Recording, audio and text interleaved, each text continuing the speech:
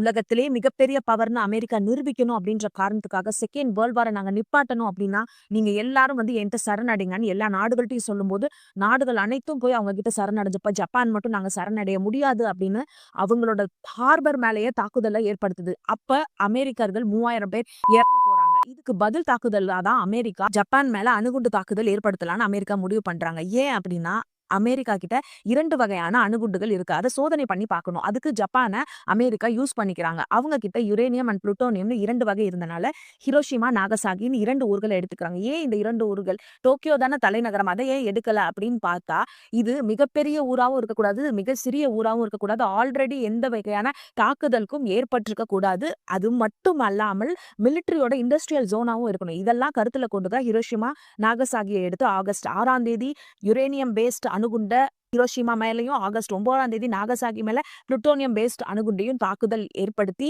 பல லட்சம் மக்கள வந்து கொன்னு குவித்த அந்த நாள் ஒரு கருப்பு தினம் தான்.